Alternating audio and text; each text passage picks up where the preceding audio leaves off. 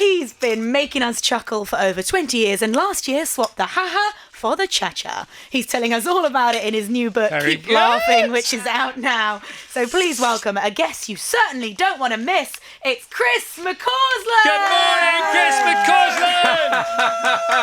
I love the little Strictly reference in there because it stops me having to remind people about it. Yeah, well, let's start at the end, shall we? Let's start at the end of the book. You know, I've read it. I've been all over it here. I've just been quizzing it by your agent, and I think I did all right. I think it was a 10 out of 10. Yeah. Who, in the end, got you over the line to go to the Strictly party? Because you were asked a few times and said no. Is that right? Yeah, asked and said no, and listen, it wasn't on my radar. I didn't have the emotional attachment to it. It was never a dream, and I thought it could be a disaster. You know, I didn't really understand what it was they were asking me to do. Try and describe it. Try and describe the level of technicality that is needed to not be rubbish at it. You can't. You have to see it.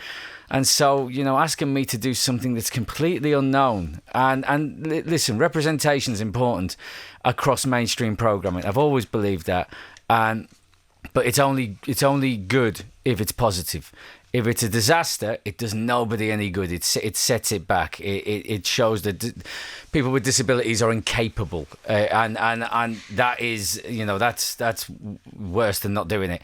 So it was a real gamble, and I said no a few times, and they wore me down, Chris. Yeah, well, wasn't it your daughter who got you across the line? In the Well, end? do you know, it took a while. I mean, she was so supportive, but at first, when I very first showed it to her, I showed her a clip on YouTube and said, "Do you think I should do this show?" And she said, "No, Daddy, you'll fall off the stage and break your leg." And then I went back to her and said, "I found out there is no stage." He said, "Go on then, Dad." Like I say, you give this full chapter to the end because it changed your life. You say here, those few months at the end of 2024 ripped me open on live TV in front of the nation. They ripped me open and left my emotions scattered about the place amidst tears for everyone to see. So surely this is the best time to get everything down in a book then. Yeah, I mean, listen, if I'd have tried to write this book a year ago, it would have been a very different book, and it would have been rubbish. It would have been rubbish. No, well, listen, right, okay. Like, I'm a 48-year-old bloke who grew up in Liverpool in the 80s. Right. I dig a hole, I bury things deep, I build a car park on them, and I present a facade for people to see. And I'm a comedian. I'm always going for the gag. And if I'd have tried to write this book a year ago, it would have been, half the size, and it would have been all the funny bits, and it just would have been gags and anecdotes, and that side of the coin that I was happy for people to see.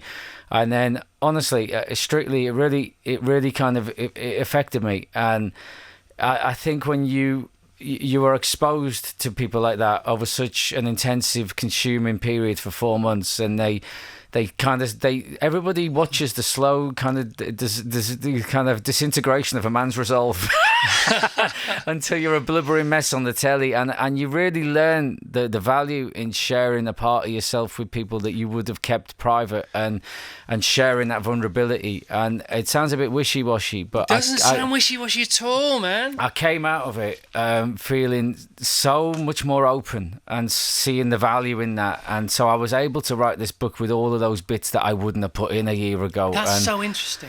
Yeah, so it's a big old book, isn't it, Chris? Well, yeah, I mean, 450 pages and some. Yeah, I mean, it's the thing is that, like, it flies by, though. I've got to tell you, it flies by. It had to, listen, it had to get to Strictly because I couldn't have handled the bad review. Half of the people buying it'll be because they saw me on Strictly, and I can't handle the bad reviews and them going, it only got up to the age of 30. Yeah. So it had to get to that, and then you offered a two-parter? No, they just asked me to write a book, but I just knew what it had to be. Listen, I lost my sight over 25 years, very, very slowly. So in order to talk about losing my sight, it had to start at the beginning. Yeah. And it had to cover that 25 years because that's what that story is. And that's a standalone story, really. But that's probably the first half of the book. And then I get into doing comedy and doing TV and then doing Strictly and stuff. But I kind of had to start at the beginning in order to talk about sight loss. And what I've tried to do is not make that half of the book just a book about losing my sight. It's a book about growing up in Liverpool and on the streets and youth and just the nostalgia of the 80s and and intertwined with losing my sight, and a love for music and film and just the freedom that we enjoyed as kids that kids maybe just don't. We always say that kids have got so many things easier than previous generations, and in many ways that's true. But like they also miss out on so much that we all took for granted, which was just the freedom to have be in charge of your own movement and play, and just come back filthy. Yeah, come back in time for tea. Don't be late for tea. That's at 9 o'clock in the morning. Yeah, I mean, how many mums wander the streets these days? Shout, mum. It was always mums when I was a kid. If you're not looking for the kids, you're shouting for the dog. Shouting your name to come home for your tea. And even the dog knows when to come home as well. They let the dogs out, they let the kids out, and it was mostly all right, wasn't it? Yeah. The what is it? Spectrum ZX81 gets some mention. Do you know what? Like, so this is the thing, is that like there's a lot of nostalgia in youth and growing up, and I try and talk about the things that were a real part of my childhood, which are a part of everybody's childhood, but also when you're losing your sight gradually, you have to, and there's never like one moment where things change. There's different moments along the way. And there are there are things that are a huge part of your identity, whether it's music, whether it's computer games as a kid, whether it's playing football. And all of these things, I kind of had to relinquish at different points along the way. There's never a before and an after. There's so many befores and so many afters because it's always constantly changing.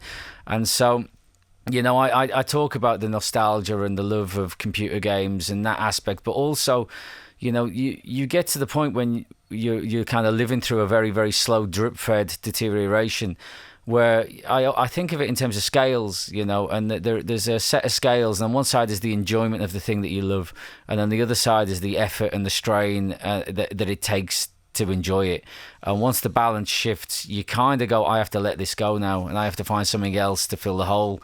And at different points along my life, it was all these things happened at different times. It was that you lose computer games at a different time, that you lose being able to play football in the streets, that you lose being able to enjoy football on the telly, that you enjoy being able to just wander the street independently during dusk and things like that. So all of these things, although they've got a nostalgia and a place in everybody's life, I kind of, I talk about them from that perspective as well, of having to let them go, It's the graduation of you losing your sight. It's an incredible story because you knew all these things were going to happen. These markers were in the future and they were going to happen.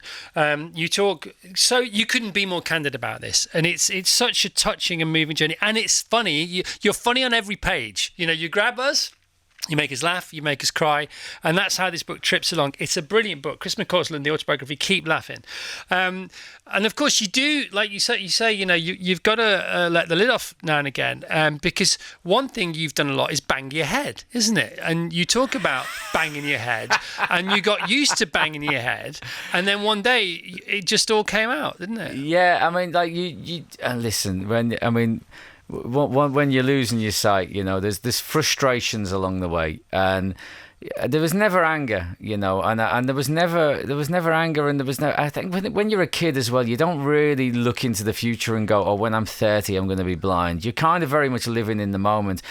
And there's frustrations along the way. And one of the most obvious frustrations is the amount of things that you end up walking into and banging into and items of furniture. I say it like I've swore at so many items of furniture in my life. It's bordering on insanity, So it's not an easy ride, but it's not a sad thing either. It's just the way things are. No different, and it's just the way things are. And I think over time, it's listen, there's swings and roundabouts to everybody's experiences, and you can look at positives and negatives when you line them all up next to each other. Somebody born blind has pluses and negatives compared to somebody who loses their sight in an instant at the age of 20, compared to somebody like myself who loses it gradually over life. And there's there's swings and roundabouts to them all. If I had to do it again, I'd pick the way that I was channeled through it with sight loss. But when you drip fed that loss so gradually over 25 years, there's never a moment of reckoning. There's never a moment where you have to go, oh, this is life now. I need to adjust to this, because it's always changing and it's always different, and you're always moving into a different state to what you're used to. And it's really weird that those last 5 years, 6 years of sight, when I'm to all intents and purposes, I'm blind, but I've got enough sight to pretend I'm not, and you're in denial. And then when you reach blindness and you can't see anything, life became easier, because all of a sudden, for the first time, I've got a constant.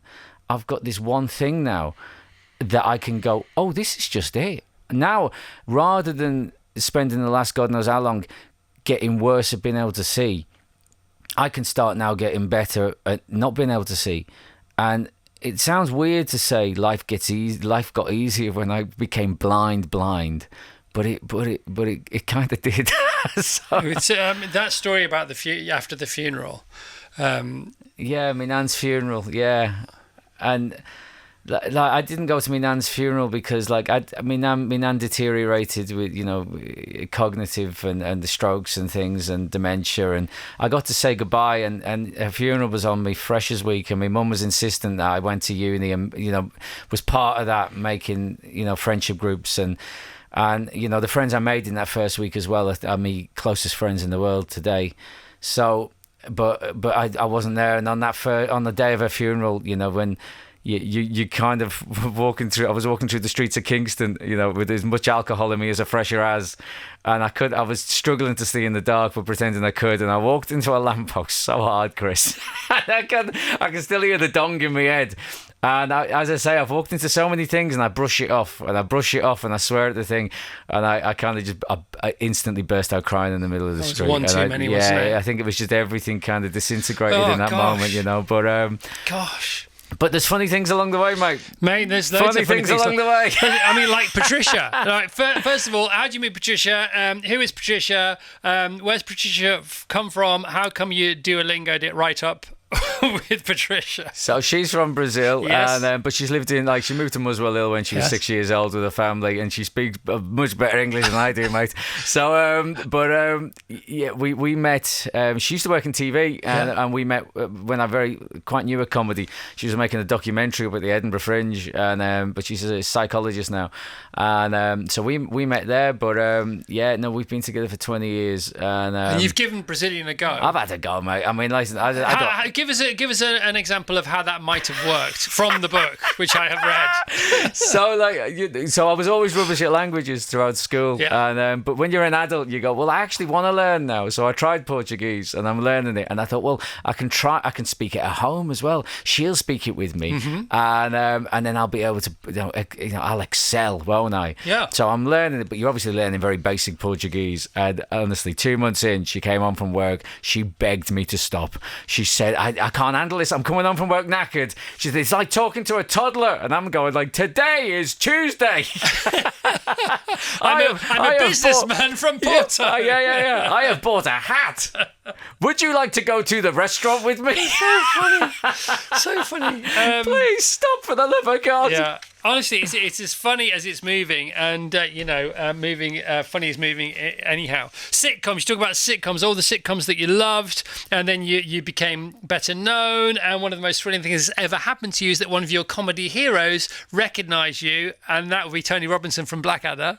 Oh, I mean, do you know when I was asked to do one of these talking head things, like a celebration of Blackadder? I've said no to a lot of these things in the past when they're like the top 50 adverts, but a couple I've done, one about Bottom and one about Blackadder, and I turned up to watch this unearthed kind of pilot episode of Blackadder that they found a year or so ago, like in a cupboard in the BBC.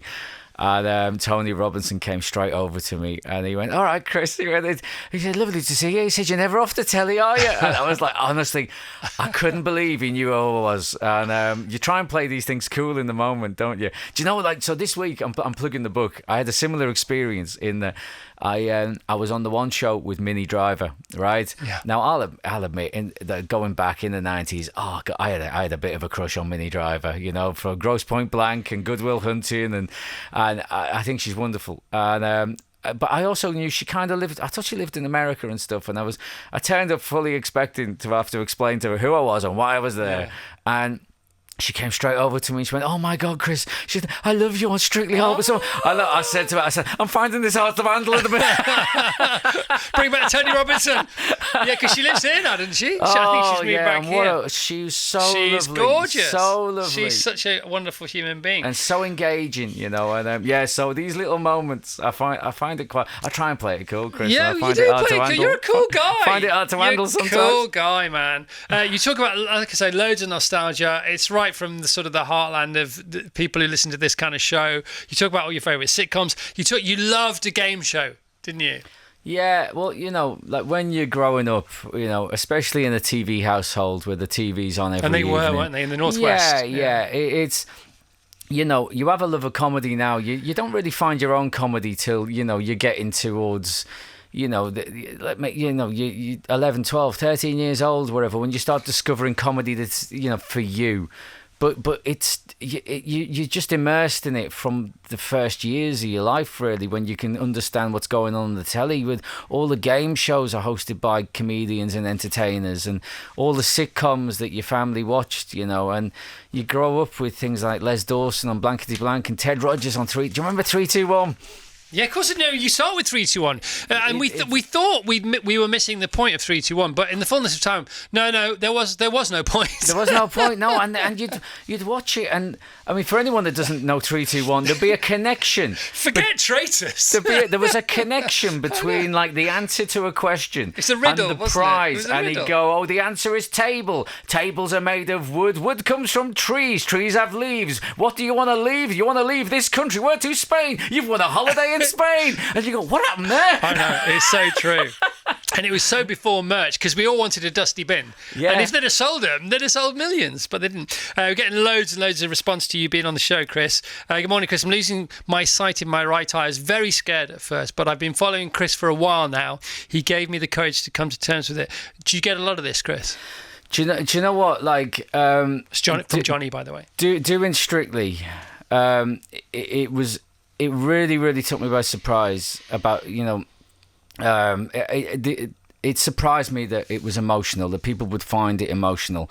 And then we started getting messages, not even just from people going through sight loss, but it was people who like had an eating disorder or hadn't been out the house in 3 months or had a gambling addiction or were going through grief and saying that watching us on Strictly and what we were overcoming and overcoming that fear and putting ourselves outside my comfort zone. And Diane was doing the same thing as well, by the way. I think often on Strictly, the journey, to use that word, is the contestants. But I think in our case, it was really both of ours, because she was so out of her comfort zone as well, teaching someone who was blind and finding new ways to do these things. And we were getting so many messages that took me by surprise, which is really, you know, what made me really understand the value in letting people in more than I have done in the past, and really sharing that part of yourself and letting people in on the other side of the coin, you know, and not just the smiles and the comedy and the successes that people see on the telly, but really, you know, overcoming the things that you've overcome to get there.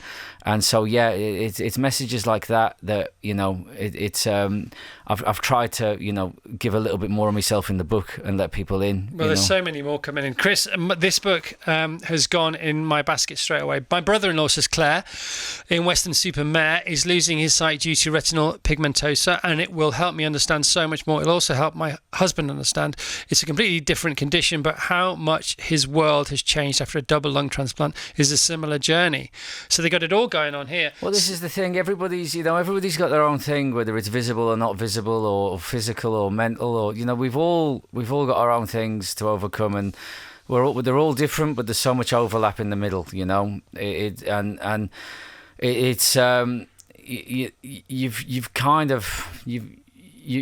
got to look for support. and you've got to be kind to yourself. And I think being kind to yourself is the biggest thing you can do that has the biggest result. It's so interesting you say that. It's one of those days, isn't it? It's a day full of synergy and serendipity, because Charlie Mackey's on next. Yeah. And Charlie's new book is all about self-love. Yeah, I'd love 10% of his sales. Well, do you know what? With this book, I don't think you're going to be far behind. Oh, man, Jesus. I love the fact you said that. Chris McCausland, the autobiography Keep Laughing, is what we're talking about. The interview with Chris is great, brilliant. Being a registered blind person myself, says Michael Willis from the West Midlands. Just shows what blind people can do. He's a true ambassador for us guys. Keep going, Chris. Show the world what you can do, mate. I mean, the world is your lobster now, isn't it? Because people loved you anyway. Your first ever stand-up gigs. I've read so many autobiographies of comedians because we've had them in here, and stars generally. The comedian thing, though, I have never read anybody who has told the story about their first 15 gigs being great. It was just the 16th which was rubbish. So yeah, I mean, listen, they weren't. They were fine. But they weren't terrible, fine. were they? No, That's the point. no. And this is what I try and say in it, is that, like, it's the luck of the draw. There's people out there. Like, I've had gigs where I've gone, if that was my first one, I never would have done it again. Right. Never, because you have to learn that it's something you can do before you take a punch. Because you need to know that you can ride that horse in order to get back on it. And so it was the luck of the draw, and I'm sure there's lots of people out there that have tried stand up and just picked the wrong gig. When you say that, it can't be the luck of the draw 15 nights on the bounce, mate. No. Come on. But like it was. You're just really good at it. And they weren't great. They were fine. They. I did well at some. I did average at some. Yeah, but you didn't stink at any. No, not for a little while. They were. I was riding on a bit of a wave, but they were. What I talk about a lot of terrible gigs in the book. Listen, failure is funnier than success, isn't it? And I mean, listen, I do say in the book, don't I, when I say about when I start doing the panel shows, and I say this is where the book gets really hard to write, because failure is funny and endearing. And I'm not going to lie, it's gone really quite well from this point on. Well, there's always the edit suite as well. I mean, that's very. You just keep talking, don't you? And they'll sort it out in the edit. Because they don't need to be not funny on a funny show. But that was, do you know what? That was the hardest bit of the book to write. So I went into writing this book thinking, well, the hardest bit's going to be writing about the personal story of childhood and losing my sight. Comedy's going to be easy because that's the bit I love. Now I love being a comedian, and I wrote the book. All of that childhood stuff, losing my sight, nostalgia, growing up in Liverpool. It felt original, and it felt like I was the only, like it was my story. Right. And the Strictly stuff so fresh and emotional and it was easy to write because it really, really affected me. And the comedy stuff, when I was writing that stuff, I realised that this is the bit that's in every comedian's autobiography. And so it was. Well, how do I write this in a way that is different and is from a different perspective? And so that actually ended up being, surprisingly challenging, because it is the well-trodden kind of narrative of a comedian. I do the open mic circuit. I get off the open mic circuit. I do Live at the Apollo. I do Would I Lie to You? And so, that ended up being more challenging than I thought to write from a unique perspective. You talk about ADHD in the book, and you say, in fact, two places where you will find a far greater representation of people with ADHD than you would out in the wild world are stand-up comedians and prisoners. Yeah. Is that a proven fact? Yeah, there's like 5 times the representation of ADHD in prison as you find out in the wild, and it's because the traits of ADHD lead to impulsivity and adrenaline seeking and attention seeking to an extent, and inability to conform to rules and regulations and a 9 to 5, and it makes you act impulsively, and that can lead to doing wrong things, and it can lead to you being punished for those things, but it can also lead to you avoiding a 9 to 5 and an office job and chasing that adrenaline and that attention and that risk on stage. There's such an overlap in the things that these traits can lead to. But yeah, I mean, the comedy circuit is dripping in it. So And it also helps you go all in or forget about it, doesn't it? It's full price or free of charge almost with your effort. Yeah. And it also, and especially on stage as well, just that kind of. What you might think of it as being differently wired in your brain leads to making associations and impulsive kind of associations that lend itself well to comedy, and because that's what comedy is, isn't it? It's surprising people, and sleight of hand, and neurodiversity, is massively overrepresented within the world of comedy, and it just shows you that there's always a world that you can find where the things that make you what you see as different are actually superpowers. I've got a question for people listening on WhatsApp +44 333 000 Very simple. Where did that half hour go?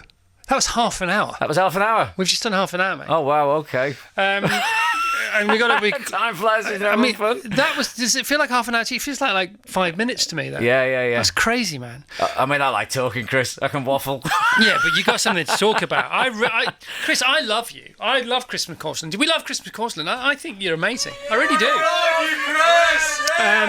Keep laughing. On the front cover, it says here, the thing about Chris is that he's funnier than everybody else, says Richard Osman. That is such a brilliant thing to write, isn't it? Do you know what? It's so osmanic. Listen, of all the quotes that you could have on the front of a book, you get a lovely quote like that from the biggest author in the country. Yeah. And he's put that quote on my book without asking about anything that's in it. He didn't even say, is there a chapter on how you don't get on with Alexander Armstrong? Nothing. There isn't, by the way. But he's what a generous, lovely man for the success he's got and where he is to put that on my book.